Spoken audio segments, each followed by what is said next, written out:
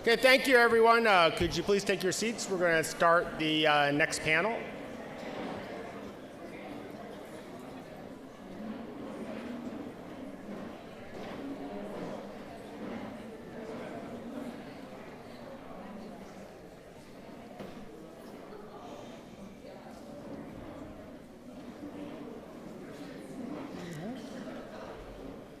Okay, thank you very much.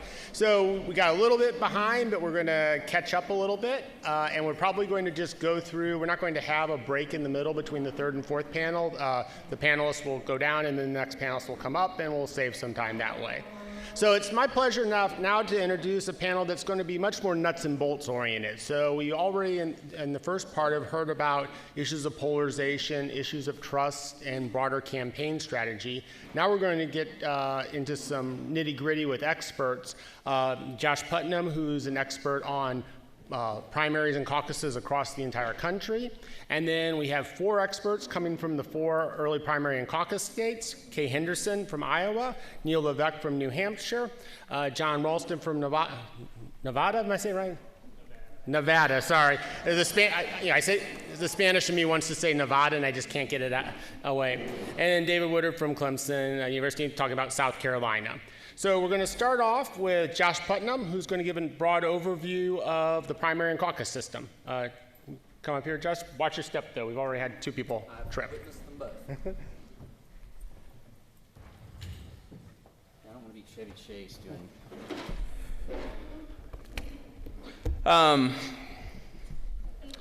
I've witnessed everybody else do that, and I was afraid I was going to do it. I did. Now I'm throwing this around. Anyway, I want to say I'm going to focus mainly on kind of the Democratic side of things. I'll try and go through all that. If you've got questions about the Republican side, there has been some movement there in terms of the primary process as well. If you want to have that for the Q&A, if we've got time, I'll direct you to that. But anyway, I was checking my email before lunch and I had an email from the Trump campaign, and standard email that all the campaigns send out. But it said, 2020 has already started. And I thought, it started a long time ago. If you're in my business, you do what I do. I remember 2012, I went to both the party's conventions, and I sent a blast out to the media folks that I wanted to connect with that week and said, 2016 starts now. And that was 4 years in advance. And I know we talked about the exhausted majority earlier this morning. When I say that, right, 4 years in advance, people are already exhausted with the one we're already going through.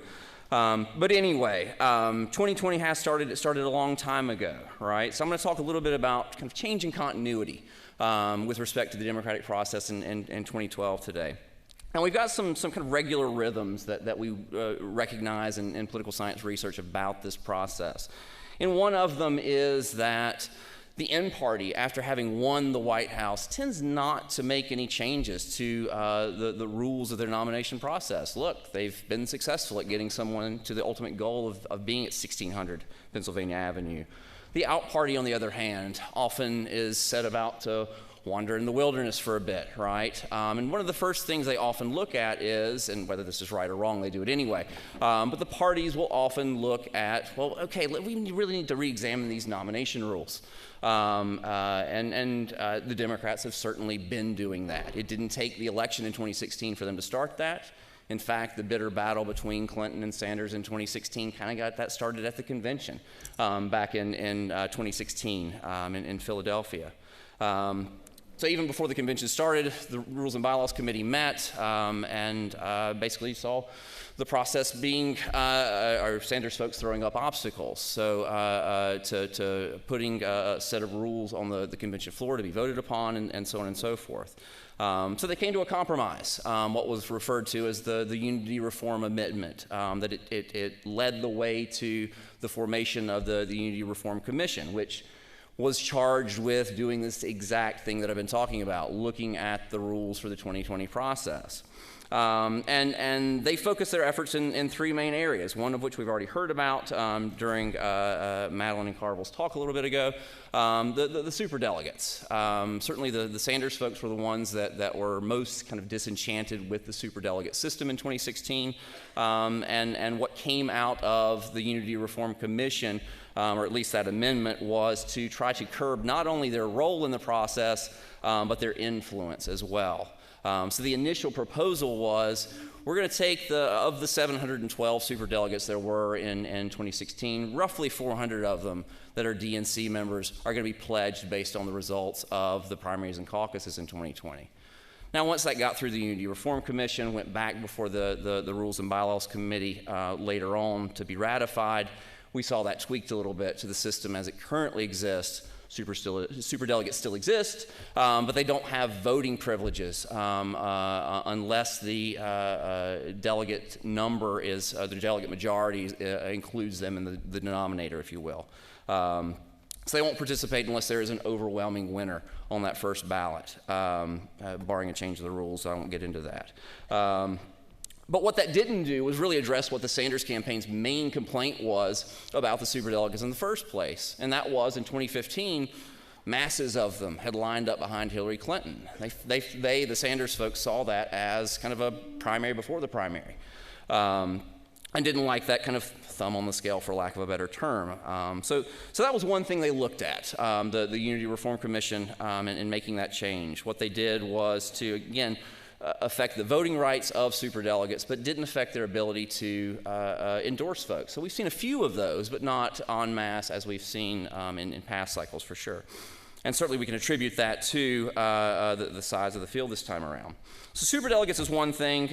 They also focused on caucuses. Hillary Clinton ran for the Democratic nomination in 2008, again in 2016. Both times she didn't do all that well in caucuses. Across the board in 2008, and it was only her campaign's foresight in both Iowa and Nevada that helped her to eke out victories in both those states in 2016. So again, her campaign brought to that discussion at the convention 4 years ago, or I guess 3, but that we need to reduce the number of caucuses to increase participation in the process.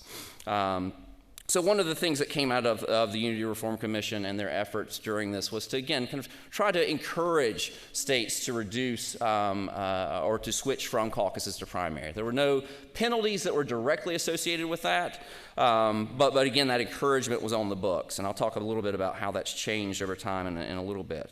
The other thing that the Sanders folks brought up, the third thing that they focused on in this Unity Reform Amendment at the convention in 2016 was participation. And by that I mean participation in the primaries, whether it's open or closed, who can participate. Sanders folks liked those open primaries last time around, at least primaries where independents could participate.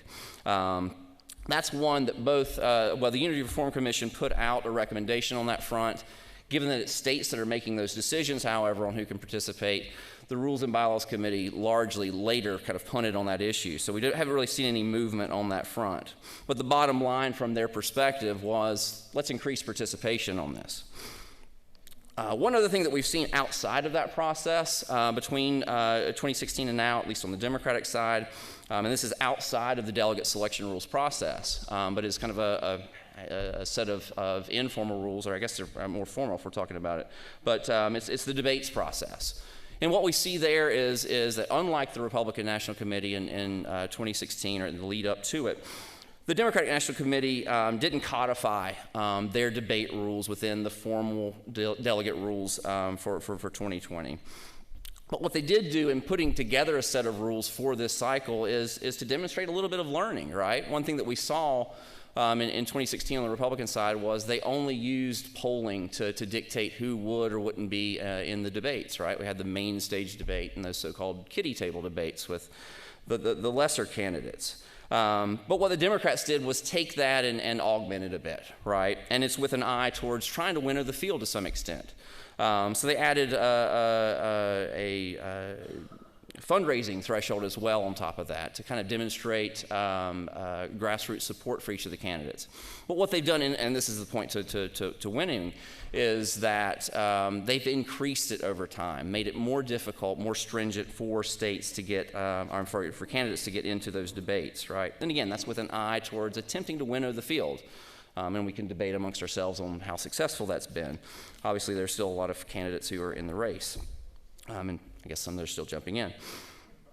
We should say that in addition to this national party maneuvering, we've seen actions at the state level. And oftentimes that operates parallel to, but not necessarily in reaction to, national party changes to their delegate selection rules. So for instance, Utah moved its primary forward for this next cycle, 2020. It's controlled by Republicans, and I dare say none of the Republicans there voting on that decision to move the primary up cared one whit about the Democrats running for president this time around. So that's something that's kind of independent of the rules making the Democratic National Committee was doing. But what we should say is, or one thing that I'll note, going through the superdelegates, caucuses, participation, and so on and so forth that came out of the Unity Reform Commission, there were no changes to the calendar. Right? There were no changes to delegate allocation, right? So that meant you had the same 4 early states, right? You had the same rules put in place for everybody else. Look, you can go when you want, as long as it's between early March and early June. Delegate allocation remained the same as well, right? One thing that differentiates the Democratic Party from the Republican Party is that they mandate a proportional allocation of all states, and that all states must also have a 15% threshold to qualify for delegates, and that's both statewide and at the congressional district level. I'll circle back to that in a little bit. But what we've seen from the states in the lead up to this 2020 election is, number one, with respect to the calendar, 16 states have moved since 2016. Only 10 of them, of those 16, have moved forward on the calendar. Chief among them is California, bringing its cache of 400 plus delegates from early June to Super Tuesday on March 3rd this go around. But that means 6 states move back, right? So it's not that all states that are moving up.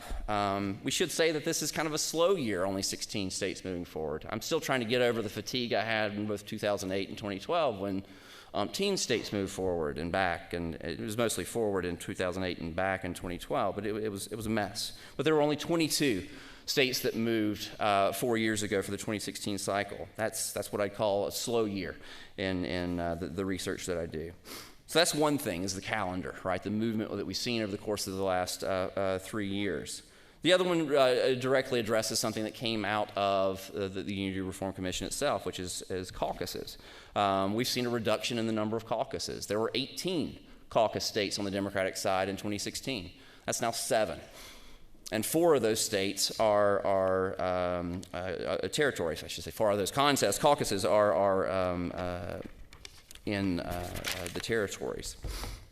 So given the national party maneuvering on their rules, given the state level reaction to that or movement in parallel with that, what's the byproduct, right? One, for 2020, we've gotten a more front-loaded calendar, right, and made up of more primaries early in March. 2, it's a calendar that allocates delegates much more quickly, right? Roughly 40% of the delegates will have been allocated by Super Tuesday on March 3rd. 2/3 will have been allocated by the end of March, right? So we're talking about over a majority by the end of the month of March, 2 months into the process. And then around 85% by the end of April when we get a series of mid-Atlantic and northeastern states that hold their primaries. So that's given rise to a bit of a narrative, at least in the news that I read or the filter bubble that I live in, right? Which is you've got this large field of candidates on the Democratic side. You throw in this front-loaded calendar, right, with all these delegates being allocated early, and then you top that off with a proportional allocation. And Mary Madeline talked to this a bit ago and kind of trying to promote this idea of a brokered convention. It's not a brokered convention, it's a contested convention, but I'll let that go for right now. But right, that combination, that math equation of big field, front-loaded calendar, proportional allocation is chaos, apparently, right? It leads to that brokered convention that we're supposed to have, right? And that's been the theory, right? And we should add, right, that superdelegates would potentially have the potential to come in and make endorsements now to try and give some signals to voters, perhaps, about who they should support in all of this, in kind of a party decides mold, if you will, right? Instead of waiting to not vote potentially at the convention, right? So what we've seen over the course of this race so far is a general lack of winnowing relative to previous contests, right? That, in addition to this scenario that I've woven, right, has maybe motivated Michael Bloomberg to some extent to get into the race, right? And certainly, at least in the news that I read, a lot of ink's been spilled on this idea of We're moving in the direction of a contested convention. But I think, as someone who looks at this stuff, that might be a little overblown, right? I'm not saying it's impossible, right? I'm not necessarily in the prediction game. But the reason I suggest that it's overblown comes back to something I said a little while ago that I circle back to, and that's that 15% threshold, right? That candidates have to achieve, both statewide and in each of the congressional districts in most states, to qualify for any delegates, right? This system of proportional allocation and the 15% threshold has been in place since the 1992 cycle on the Democratic side. Since 1992, no contest has seen more than 4 candidates break the 15% threshold. And what we've seen over time since 1992 is a decreasing number of contests with 3 candidates breaking the 15% threshold. Now that might operate a little differently with a crowded field. I should say that it's decreased despite the fact that we've had a number of candidates or field sizes that have varied over time as well. I'll wrap it up. I'm almost there. But if we apply this to the Republican field from 2016, right, also a big field, we only saw 25 out of the 57 contests, and that counts the territories in D.C. and all that, why we've got 57. But there were only 25, less than half, that saw more than 3 candidates get over 15% of the vote in contests statewide, and it was decreasing over time throughout primary season. So that 15% threshold is a big thing to kind of keep your eye on. I wrote a piece on this in 538 about a month back. You can go and read that if you want to. But how does this kind of project onto, and this is in closing and I'll yield, but if we look at the national polls, and I glanced this morning at Real Clear Politics national aggregation of the polls, right? There are just 2 candidates that are over 15% nationally right now. That's Biden and Sanders. Now, Buttigieg and Warren both are in double digits, but they come in under 15%. When we look at this as a state-by-state contest, a sequential process, right, it's a little bit more clustered if we look at Iowa and New Hampshire right now, Nevada a little less so, and certainly South Carolina right now is a state that if you look at that, I think only Biden is the one that's clearing the 15% threshold. But that's really going to dictate whether or not we see that a contested convention coming up, right? And we should know, there's a rule that I go by, right? This 50-75 rule, I call it, right? So look at who the leader is in the delegate count at the point at which 50% of the delegates have been allocated. Usually that person who's in the lead then is just about wrapping things up when we get to the point where 75% of the delegates have been allocated. And that says by the end of April, we should generally know who it's going to be. If we get to that point and don't know, then we can talk contested convention. But I'll let Iowa, New Hampshire, Nevada, and South Carolina have their say on this. Thanks, y'all. Thank you. I'll go with O.K. Henderson for Iowa, the First in the Nation caucus. Good news, I generally speak in 30, 40, 60, and 90-second segments, so I'm going to make this as quick as possible. Thanks for the invitation today. I'll just begin by expressing how busy it is and how intense it is in Iowa. There were 24 separate weekend events in Iowa featuring candidates. When I left the state on Sunday, there were still 4 candidates running around Iowa. I want to begin by giving you 5 things to remember about Iowa. If you forget everything else I say, please remember these 5 things. Intensity is sky high and was reinforced by the speakers preceding us. There is a keen desire to pick a winner and to pick someone who looks presidential. Number 2, every Democratic nominee in this century has won the Iowa caucuses. Iowans decide late. Iowans like a fresh face, and neighbors do well. Think Dick Gephardt, think Bob Dole, think Barack Obama. First of all, though, let's deal with the Harris exit. Harris donors may shift to Biden, but from what I'm seeing on the ground, Harris supporters will most likely go to Klobuchar and Booker. Even Warren may get some of those folks. Harris had at least 60 paid staffers in the state when she dropped out. It's hard to confirm some of these numbers until the next FEC reports come out. But the conservative estimate among the Iowa Press Corps is there are around 600 field organizers paid to be working in Iowa, primarily for the Warren, Buttigieg, Sanders, Biden, and Booker campaigns. Someone I spoke with this weekend thinks that number may be approaching 1,000 by now.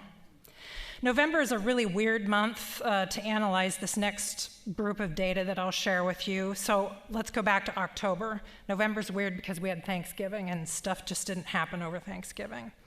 The field organizers who are paid to be working in Iowa hosted 7,200 separate events in Iowa in October. These are events that do not have a candidate attending. They went on kayaking expeditions. They did service projects. These are community building efforts that are going on among these field organizers. This is the kind of stuff that the Obama campaign did in 2007. The Des Moines Register did the math, so I didn't have to.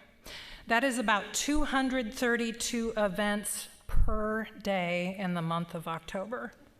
Talk about intensity, right? These field organizers may be expanding the Iowa electorate. We do not know that right now. I've been looking at the voter registration data. It's fairly static. My suspicion is what will happen is what happened on caucus night on January 3rd, 2008. The morning of that caucus, the Obama campaign had identified in its records about 100,000 people. It had a pretty clear idea. They called them number ones. They were really intense, and they expected them to vote for Obama. That's 100,000 Iowans. Among those, 80,000 of them were new participants. They were either Republicans switching their registration to Democrats, or they were people who had never participated in a caucus. And thank you to the Obama organization, but that would be 80%. Even I can do that kind of math.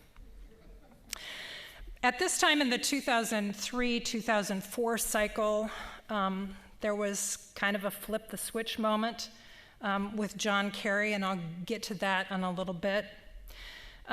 But as we got on into the January of 2004, it was clear that a person named John was surging, and there were two people named John. Kerry had a military record, and he looked and sounded presidential. Buttigieg is gaining momentum in Iowa, and I will tell you some of the largest applause lines he gets in Iowa are when he mentions going on a debate stage and talking about his military record compared to President Trump's. And then turning to John Edwards in 2003, the close of 2003, and then the 3 weeks leading up to the 2004 caucuses, he basically employed a unity message. And that was why he was surging. And so under the scenario this time around, you have Cory Booker sort of employing that be best mantra. Howard Dean's demise in 2004, as you may recall, was largely the work of Dick Gephardt, who attacked Dean's Vermont record, which was fairly progressive, but a little bit more moderate than Gephardt was portraying it. And what you're seeing this weekend in Iowa is that Buttigieg is getting that kind of incoming from other campaigns. You've seen what Warren has been saying about Buttigieg, and Sanders supporters have been showing up in Iowa and in South Carolina at Buttigieg events. At a Buttigieg event in Grinnell, Iowa, the chant was Wall Street Pete. However, Buttigieg's momentum is still very clear this weekend. He drew a crowd of 2,000 on Saturday. Polling data shows he is most popular with older voters. According to AARP, 60% of caucus goers will be above the age of 50. So being popular with that segment is a pretty good place to be. And finally, remember I told you that Iowans like a fresh face. Obama in 2008. Iowans also like a neighbor, and so that brings us to Minnesota Senator Amy Klobuchar. I covered a couple of Klobuchar events this past weekend. there are lots of undecided voters showing up. At one event, the person introducing Senator Klobuchar to the crowd said, "If you're undecided, please raise your hand." About 3/4 of the people in their room raised their hand.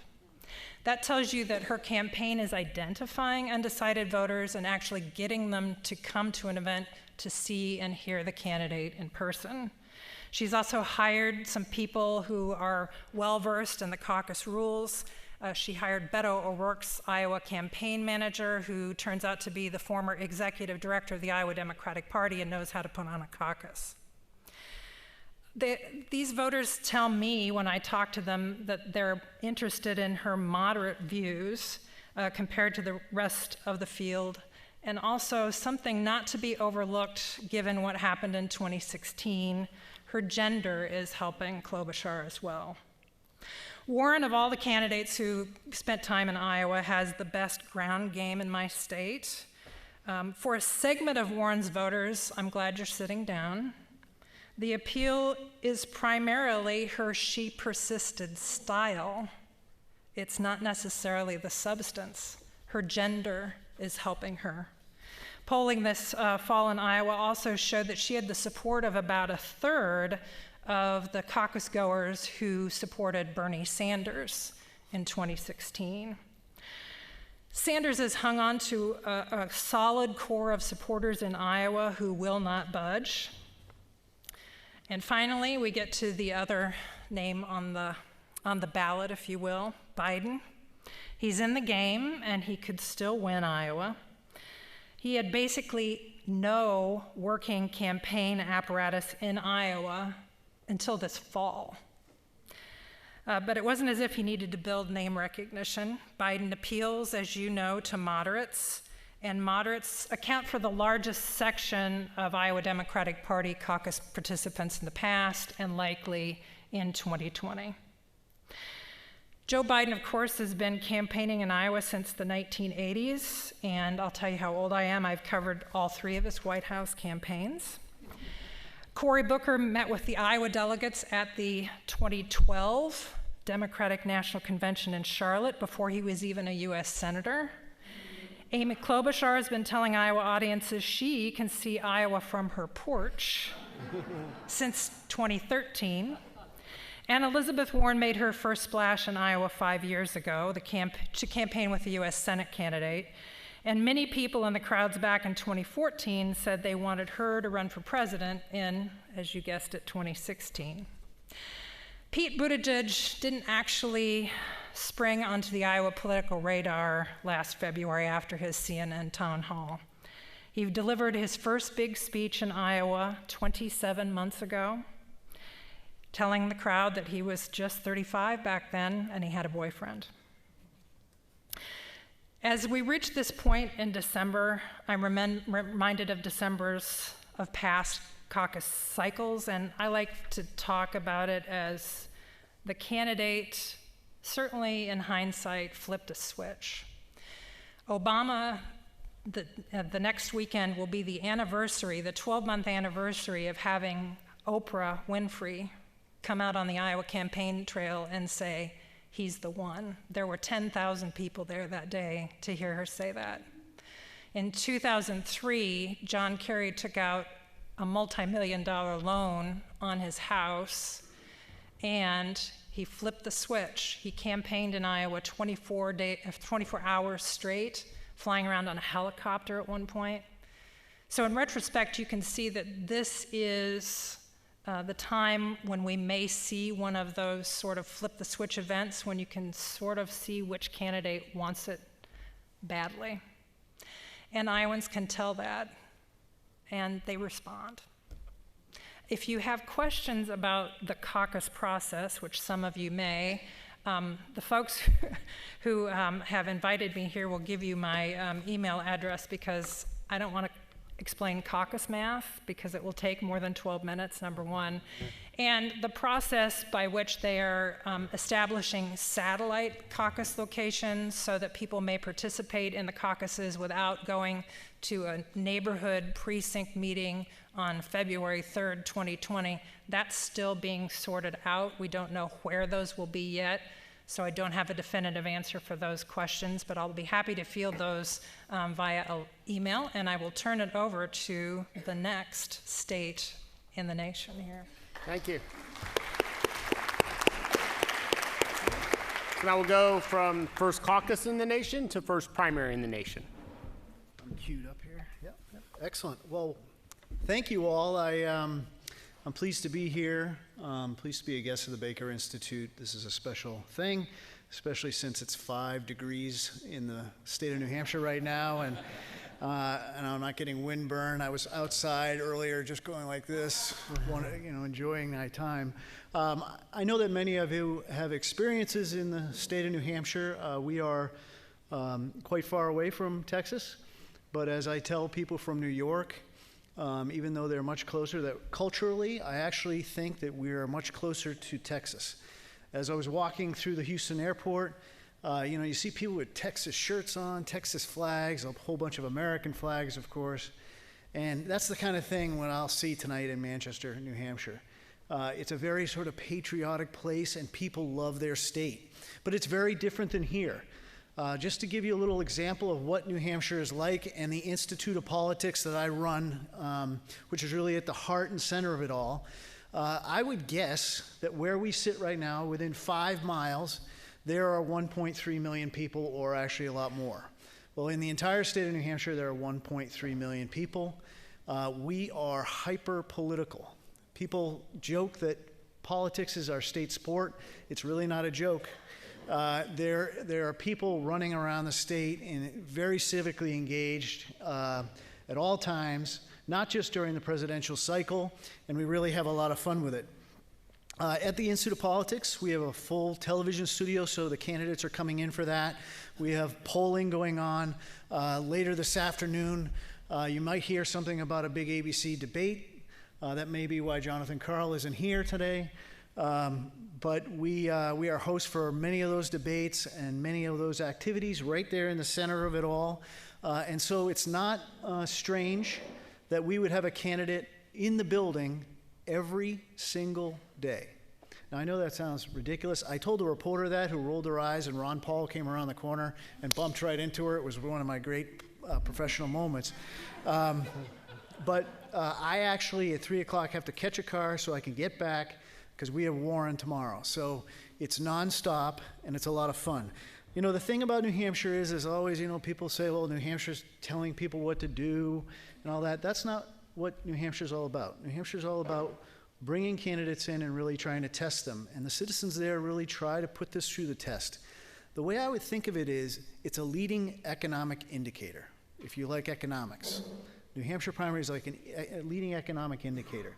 And so there's some things that are going on there right now that we don't, may or may not be being picked up nationally. Just to give you a little bit of an overview, I want to show you that these are the breakdown on our party registrations. And yes, look at the third one right there. John McCain figured that out because they can vote in party primaries, and that's very, very important. Now, a lot of people, political scientists, believe that the majority of independent voters or undeclared voters lean Republican in New Hampshire. We don't know what will happen this time around. As the previous guests have said, the intensity right now is very, very high. So yes, they can vote. New Hampshire is very highly educated. It's one of the healthiest states in the nation. Very, very low unemployment. A lot of small businesses, high technology economy, highest voter turnouts in the nation, and we have 4 electoral votes. Karl Rove would look about 5 years younger if Al Gore had not won, or if Bush had not won those 4 electoral votes. So those 4 electoral votes were in a purple state, very, very important, and we are sort of a battleground. Lately, it's been a little bit of an edge to the Democrats, but those 4 electoral votes count, and that's why you'll see people like Donald Trump coming into New Hampshire during a general election. We have a Republican governor, famous last name, Senator Shaheen. The entire delegation are Democrats. These are previous primaries. I thought I'd show that to you just to sort of show some things. I know that there's some people that you'll see pundits, these really young people on the major news networks that you say to yourself they've never worked on a campaign and their only qualification is they voted once, like Mary said earlier. I see that a lot, and they always say, well, so-and-so is going to win the New Hampshire primary because they're from the neighboring state of Massachusetts or Vermont or whatever. That is something that is a fallacy. Think of it yourself. Think about the fact that you're highly energized, you're a Democrat, you really, really want to make a difference in this election, and you say, you know what, I'm just going to vote for that person because they live 50 miles away. Now, there's certainly, Deval Patrick is going to have a little bit of a leg up getting in so late because of the fact that people in New Hampshire know who he is. But besides that small factor, if you hear that, change the station. I'm a visual person. I just want to show you something. So you can see the Iowa timetable and a possible big debate right there in the middle, and then the primary. This was, of course, in 88, this was really important to Secretary Baker because, you know, this is when you have this many days from when Iowa starts, that earned media machine comes out of Iowa, and then the planes land in Manchester, New Hampshire at midnight, and all of a sudden you got to be figuring out how you're going to turn this thing around or win the primary. We have a survey center. St. Anselm College is very well known in New Hampshire. The way I would liken it is if you were polling people in College Station, Texas, and a student, an Aggie student called you, would you answer the survey? Yes, you would. So when a St. Anselm College student calls you and say, would you answer a few questions? We think we actually get better results from that. I know it's not scientific, but we think it works. That's the methodology. Right now, yes. Who's that guy? And can you pronounce his last name? Now, when we published this poll, we were told, well, you're a little bit of an outlier. So 2 Iowa polls show Buttigieg up. And then our poll, the Real Clear Politics average in New Hampshire right now, shows Buttigieg up. And let me just say something. When you see Sanders up in New Hampshire, you got to look at the weighting on the 18 to 29s. 18 to 29-year-old voters, there's a lot of, I think, optimism in pollsters that that segment of the population is going to all of a sudden come out in droves. But our polling shows a little different. Interestingly, Sanders, one of the older candidates, very well liked to younger voters. Buttigieg, 37 years old. Yes, he's liked by older voters. Here are some of the numbers. You can see this in color of where we're going. Which candidate do you think would make the best president? Buttigieg. Candidate favorability. Now this is where it really matters, right? So you got high favorables, low negatives with Buttigieg. And our friend from Iowa said that they're all of a sudden starting to focus on him. It's going to be very interesting to see if he can take the punch. Because so far, we were saying this on the bus ride over, this primary election has been, the debates, I have to watch them all. Okay, I think you should sympathize with me. I have to watch all these debates. And I'm trying to stay awake, and they're like, well, I don't want to criticize my friend from this state, but he's a little bit wrong, but I don't want to criticize him. They're so nice to each other, and so we'll see if that starts to change as we get a little closer to February 11th. Which candidate do you think would be the strongest nominee against Donald Trump? That's a very important number for Joe Biden. So I brought up the former Vice President of the United States. I'm a little bit of a vocal critic of the way he's been campaigning. I think you might have been a little bit too, my friend from Iowa.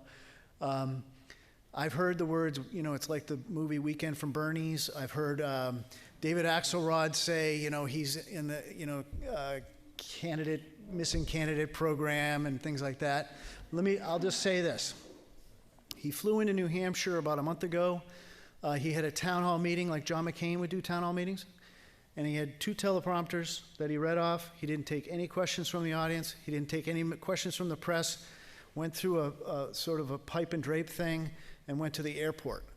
So that's the campaign. So the way I liken it, if you like football, I know you're all from Texas, so you don't like football, but it's the first quarter. He's up by a field goal, and we're going to run the clock out.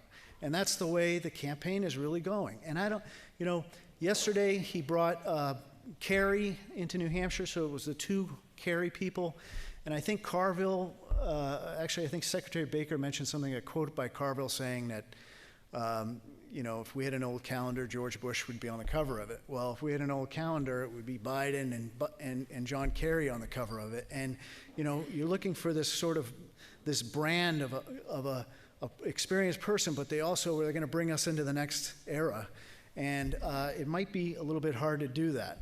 But the thing he does have going for him is this number right here. Head-to-head versus Trump, you can see that. And I'll have these, if you want them, you'll see some of these results. Who do you think would win? So let's get back to Buttigieg. I was shoveling my driveway. That's a thing that we do in New Hampshire that you do not do here. I was shoveling my driveway, and my neighbors came walking by, and they said two things, and after that I'm going to use them for a focus group. They said, we really, really like Pete Buttigieg. We like the way he answers questions. It's just there's more to it. His ad says, people are always going down to Washington to fight for us. They remember the fight, but they forgot about us. That's a great line. And if you were here for the panels this morning and you look at some of those things where Democrats and Republicans get together, there's something in the secret sauce. That's my point today. So the two neighbors said we really like him, and then it's always followed by the second thing I hear. Sorry, John, this is not scientific, but the second thing I hear is, but we know he's not going to win. And I used to hear that about another guy. His name is Donald Trump. He's not going to win, but I really like the way he says stuff, and he kind of filters my anger a little bit. That's what I heard in New Hampshire 4 years ago. The second thing I hear is that we really like Elizabeth Warren. We really like her. She's very prepared. She's got a good answer, but we didn't like the way she explained how she's going to pay for the Medicare for all, and it's almost as if they said, ooh, we're not going to throw her away as a candidate. It's not the Howard Dean scream, but we're going to kind of put her on a, sorry if any of you were on that campaign, we're going to put her over here on the shelf for just a moment and see what happens. Biden, can he maintain this electability edge?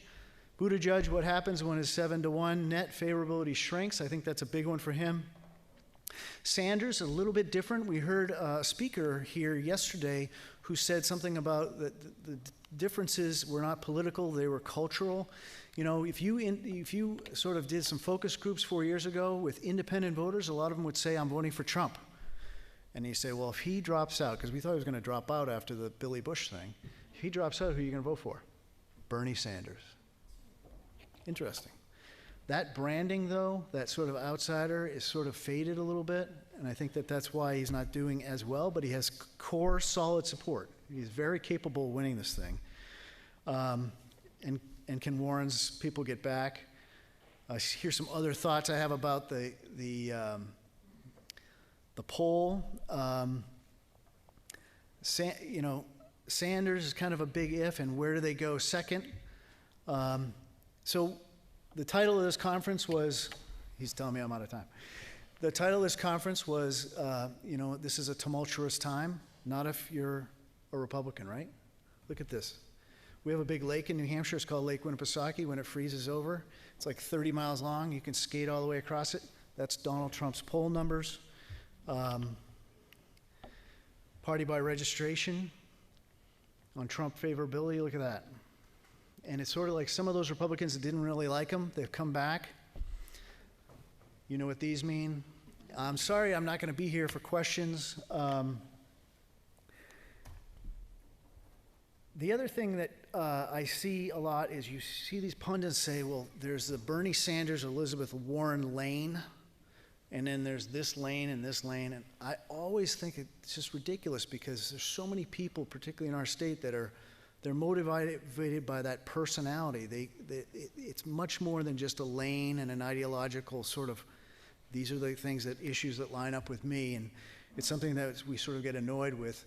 But I'm glad to be here. I hope to see you all. If you really love politics, we have a lot of political tourists that come to New Hampshire in February, and it's a very exciting time, and the Institute of Politics is there, and you're welcome to come. So thank you.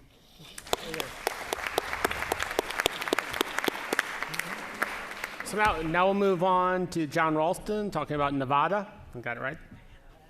Nevada? Oh, sorry, it's the Smith. Nevada? Nevada. And San Felipe. Yeah. Hi there, everybody. Now you can see why I am here representing the Rodney Dangerfield of early states. no one can pronounce the state right, name right, and no one knows that it comes before South Carolina, right, David? That's right. Okay. Even Mary Madeline got that wrong. For those of you who were here earlier, I want to say that it is a real honor to be part of this panel, be invited to the Baker Institute. I'm a little nervous, not just because of the sophistication of this crowd, and I'm sure my colleagues here are too, is that I feel like at the end of this, Josh, who knows everything about every state, is going to correct us all on something we said about our own states. So I'm hoping there's no segment for that, and we're out of time. We are third. And we are, unlike Iowa, no offense, or New Hampshire, maybe offense intended there, the first really diverse state to vote.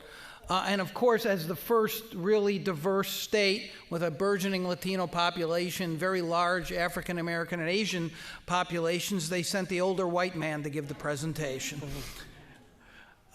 Nevada's really three states. It's, for those of you who don't know, there's 17 counties, only 17 counties in Nevada. There's Las Vegas, which has about 3/4 of the population, and Clark County. There's Reno, Sparks, and then there are 15 counties in between.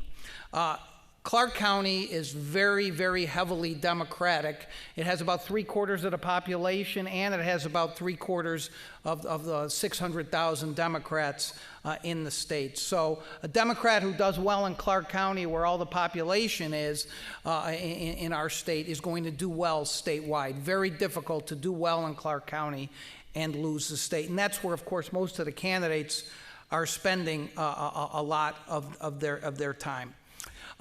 Nevada, there's a lot of talk about how Nevada is becoming almost blue because of what's happened the last 3 elections there. Obama won twice, and Clinton won the state last time. But when I started covering politics in 1986, there was a big difference. Nevada had been a red state for about 40 years since LBJ.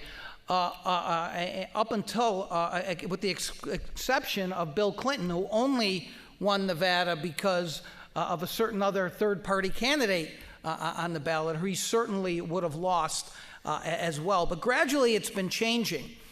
And the influx of Californians, a variety of different other demographic changes, and so we are seen now as a purple or blue state. I actually wrote a column saying that Nevada is pretty much a blue state, and the Republicans didn't get mad at me. The Democrats did, because they said, "What are you doing? You're going to kill our turnout."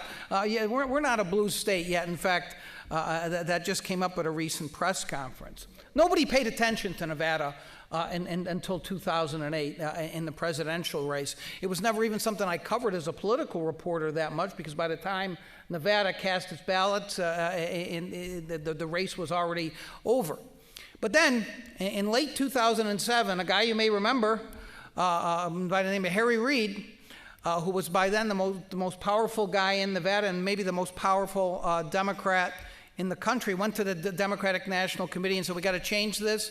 Nevada needs to become an early state. We're the gateway to the West. We are a more diverse state." And when Harry Reid spoke generally in Democratic politics back then, things happened. So Nevada was moved up. He also used the argument, and this is going to be significant as you'll see, that Nevada was a very labor-strong state. And it is, mostly because of a group called the Culinary Union, which has 50 to 60,000 members and represents a lot of casino workers. What's ironic about that is Nevada is also a right-to-work state, but the Culinary has immense political power, maybe the most powerful political group. And so Nevada was moved into the rotation, and we had our first go in 2008. We had been a primary state very briefly about a half century ago, and there have been moves to change that, but Harry Reid didn't want that. And I love this story. The Republicans wanted to change it to a primary for a variety of reasons, and they had convinced this one Democrat to come to their side, which is all they needed. And then the vote came up, and he voted the other way. And we later found out it was because and this was a long-time African-American legislator, and he said, oh, Harry called me last night and said we can't change it for Barack Obama's sake. He really still wants the caucus. And so we have stayed a caucus. One of the reasons the Democrats in Nevada love having a caucus is they don't even think about so much who is going to win the state as much as it's an organizing exercise for them, and they register tremendous number of voters. They registered 30,000 voters in one day when they first did it in 2008. And let me talk a little bit about what happened in the very competitive Democratic caucuses in 2008 and 2016. So everybody, including Josh, knows to pay closer attention to Nevada from now on, because we played a significant role and people don't even realize that. And I wish Neil was here to talk about a little bit about what happened in New Hampshire. Hillary had won New Hampshire, if you recall, after Obama had won Iowa. Nevada was seen as a potential tiebreaker at that time. In fact, no one knew what the turnout was going to be. It was the first time we were going to do this. And Harry Reid went out and said there's going to be 100,000 turnout. And myself, being the political pundit genius of Nevada, ridiculed Reid and said, there's no way. We've had the record is 12,000 for a Nevada caucus. Well, it turned out that the turnout ended up being well over 100,000. And of course, Harry Reid has said incessantly ever since, including as recently, by the way, as about 10 days ago, I was right and Ralston was wrong, as usual. So here's what's interesting about what happened in that caucus. Is I mentioned the Culinary Union, which is the 800-pound gorilla of Democratic politics. 10 days before the caucus in 2008, the Culinary came out and endorsed Obama. It was very surprising. Nobody expected it, including myself. And what happened after that was one of the greatest spectacles in the history of Nevada politics. 2 days later, after that happened, a lawsuit was filed against the Democratic Party. The teachers union and a few other unknown names were on it. What they were alleging was that the casino locations, the casinos, you've heard that there are casinos in Nevada, they were caucus sites. There was half a dozen of them. And they alleged that was unfair to the other candidates because the Culinary Union had endorsed Obama. Well, suddenly it turned out, this is shocking, that lawyers working for the Clinton campaign were involved in this lawsuit. And soon it became clear that the teachers union and others were fronting for the Clinton campaign. Let me tell you how all out this went. Bill Clinton called Kirk Kerkorian, who at the time was the legendary owner of MGM Grand and MGM Resorts, which owned several properties, and screamed that he couldn't let his casino employees in the Culinary Union be on property to caucus because it was unfair to his wife. I gather that Kirk Kerkorian, who was not used to being screamed at by anybody, even a former president, listened, hung up, and the caucuses went on. What's really interesting about what happened in 2008 and why caucuses are the bane of some candidates' existence is despite what the Culinary did in coming out and essentially saying we're going to win this for Obama, Hillary won by 5 points.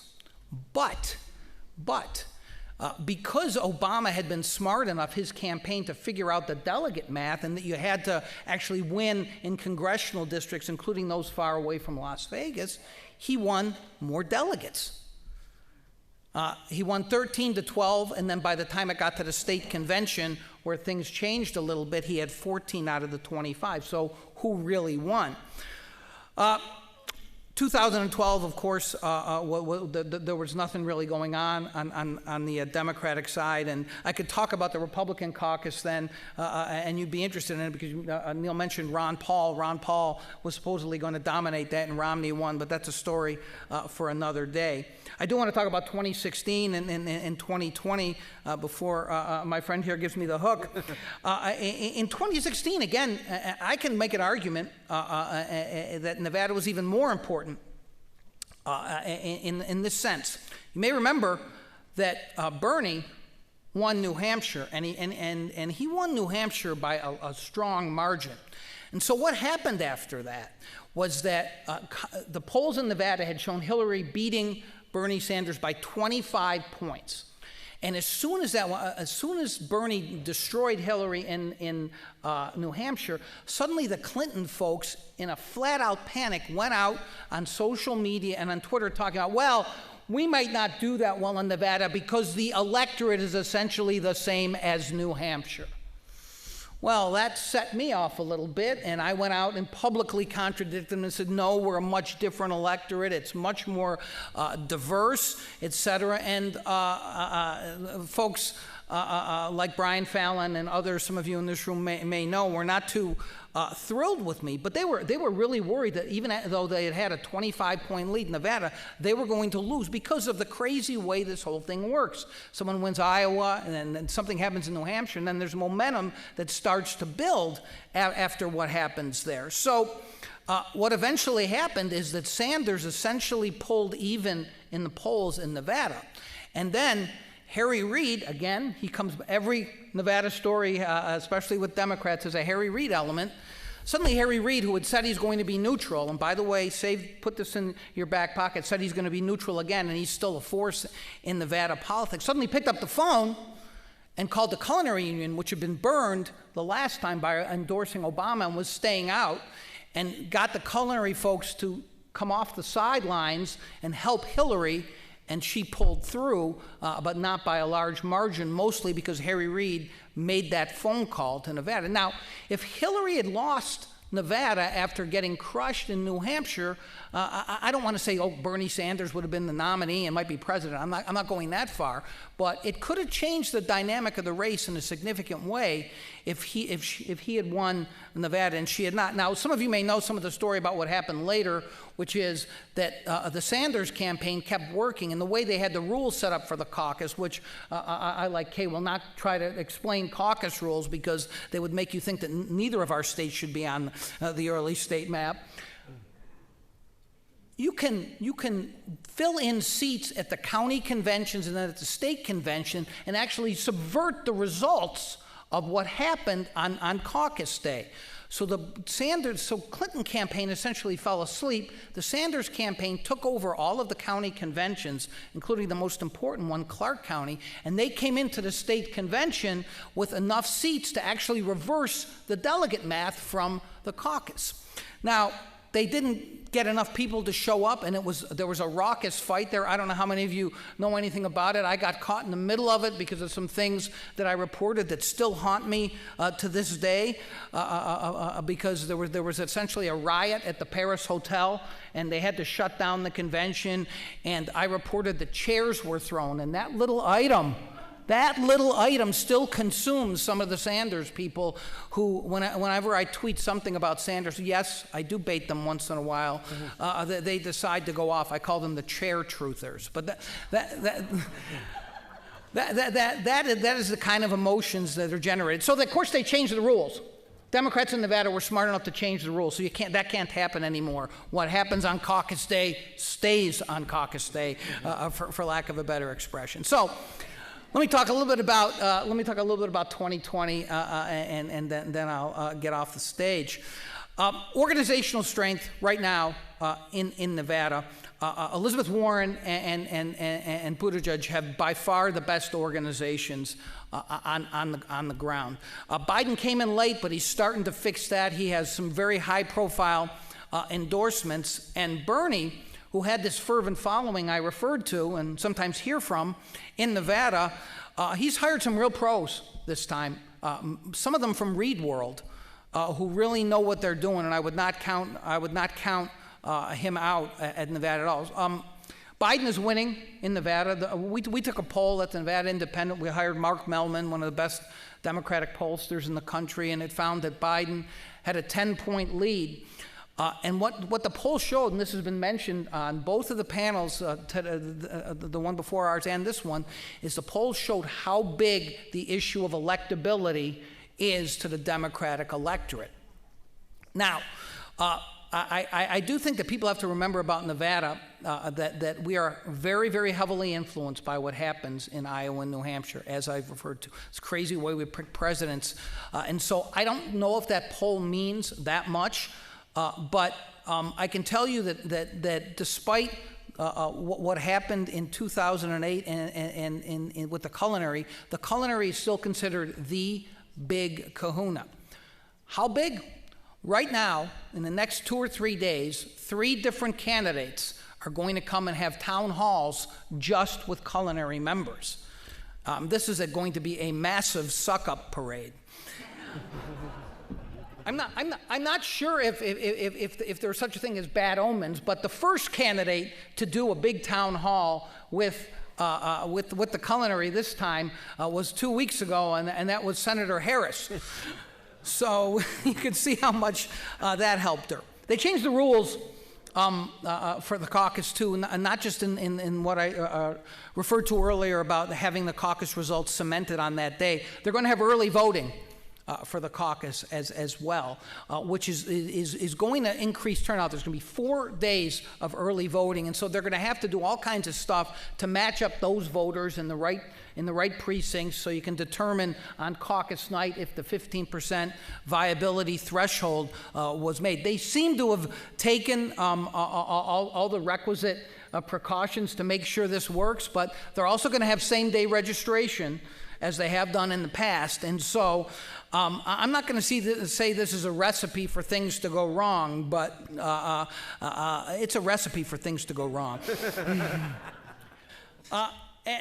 As I mentioned, just looking a little bit ahead, if I can, it's been 3 in a row now that the Democratic nominee has won Nevada.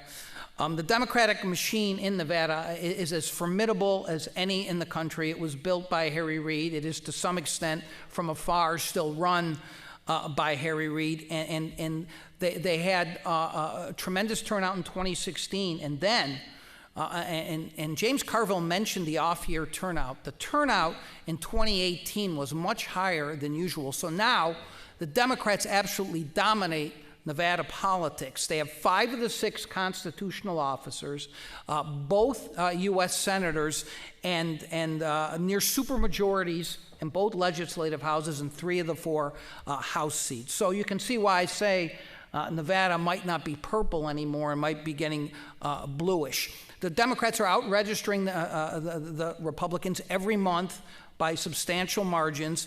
Indeed, in Clark County, that I mentioned, is going to determine most elections.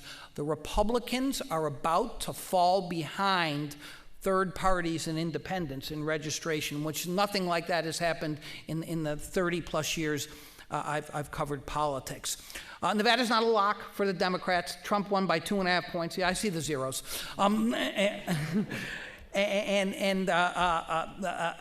That's misleading. There's 2 weeks of early voting in Nevada, which the Democratic machine is masterful at. I called the election after early voting. It was so obvious, and they had such a huge lead that they could afford to have a poor performance, or Republicans could have a good performance on Election Day.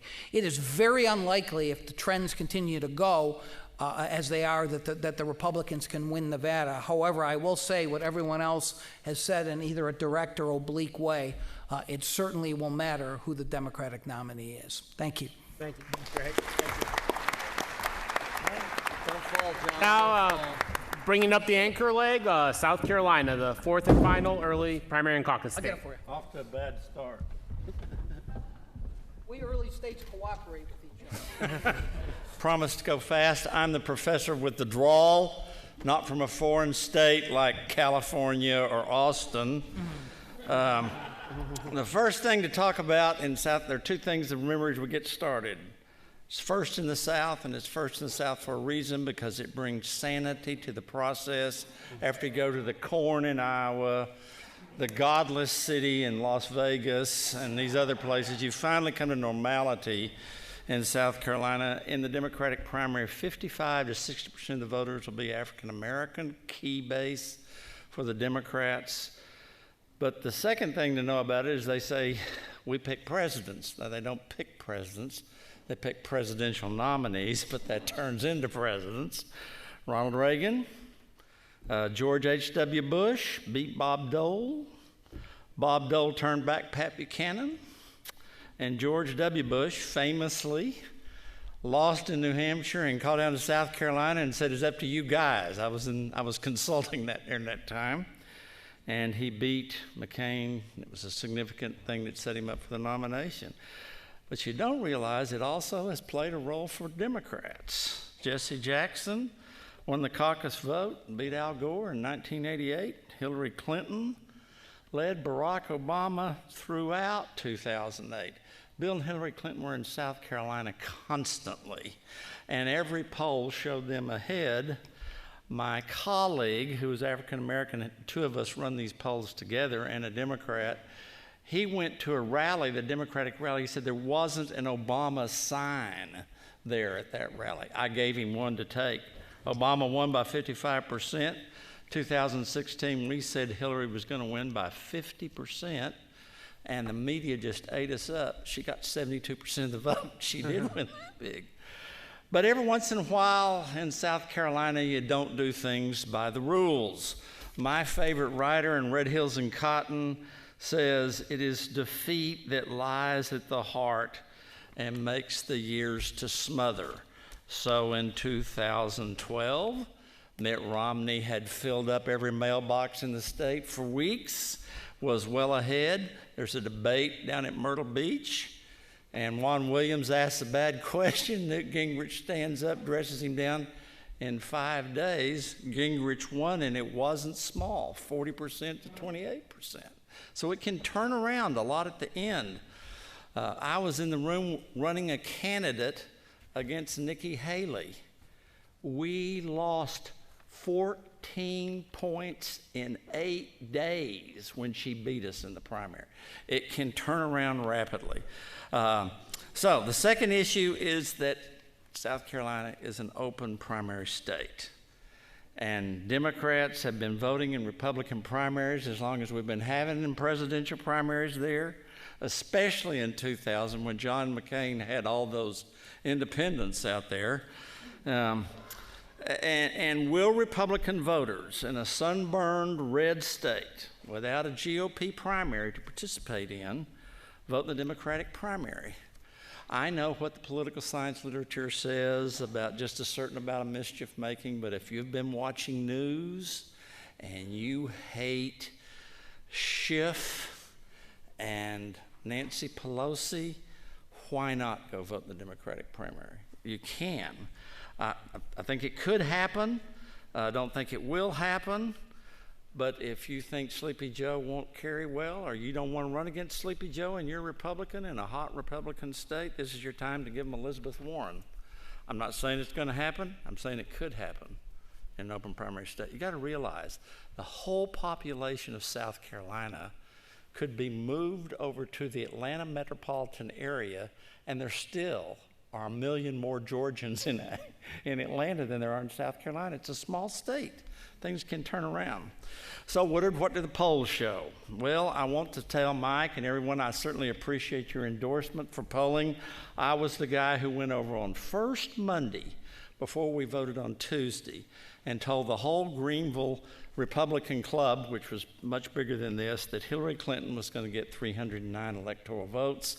I was only off by 82. Which is good in political science, and I have great confidence in polling, just not mine. I've got 3 observations, though, from our recent polls. Those social media polls, I'm getting too old. I don't like social media polls. I don't like to pay people to vote. But here's what it said. Trump is not popular in South Carolina. Most popular politician in the state is Tim Scott, African-American senator, 64. This according to this poll, and Lindsey Graham's at 58, and yes, Lindsey Graham is safe. He has nothing to worry about. Trump's at 44, about where he is nationally. And he won the Palmetto State by 10 percentage points, 55-45. And South Carolina has not voted Democratic since 1976.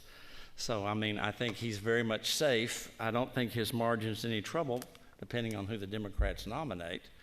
But every constitutional officer in South Carolina, and we have 12, that runs from governor down to adjutant general, is a Republican. Every congressman, with the exception of the majority-minority district, is a Republican. Both senators are Republicans. It's really a solid state, and the irony is that a small Democratic primary that can't have any effect in the state itself may choose the Democratic nominee, or certainly will play a large role in the nominee. And it's ironic that Democrats play such a small role statewide, but can play a big role nationally.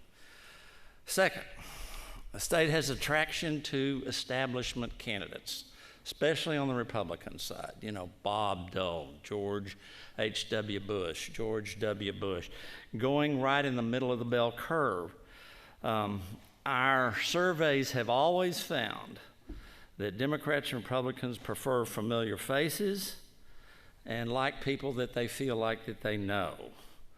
And we regularly find out that 70% of the voters on both parties say they go to church at least 2 times a month. So what you don't know is how close Biden was to Strom Thurmond.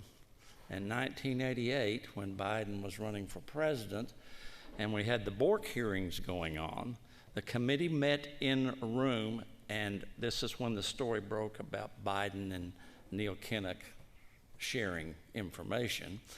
And Biden says, I'm going to resign as chairman. And Thurmond walks over and grabs his hand and said, no, boys, he's our chairman. We're going to stay with him. And Biden never forgot it. He moved his office next to Thurmond's, and he came to South Carolina so often I could have screamed. He was always coming. But here's the October poll of the Charleston Post and Courier. Biden, 30%, Warren, 19%, Sanders, 13%. Our sister university, Winthrop University, Biden, 37%, Warren, 17%, Sanders, 8%. One person interviewed came out in the paper and said, I'm not excited about anybody, but I feel safe with Joe Biden. Biden gave the eulogy for Fritz Hollings, the longtime Democratic senator, and Biden gave the eulogy for Strom Thurmond and it was televised. So the third warning, beware of South Carolina's eccentric nature.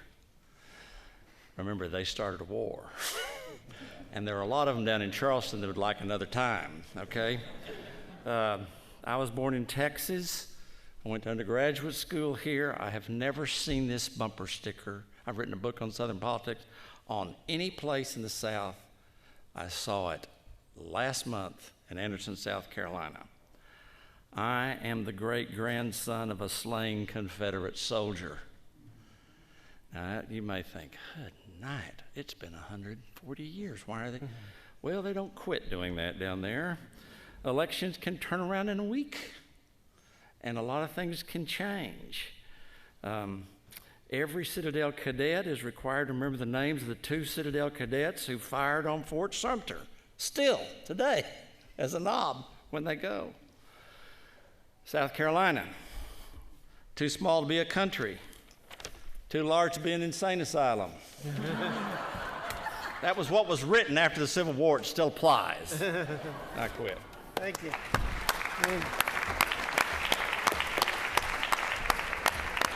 I'd like to thank all of our 5 panelists. We'll take a short break here while we bring the other panel up, and we'll get set up, and we'll be starting in about 5 minutes with the next panel.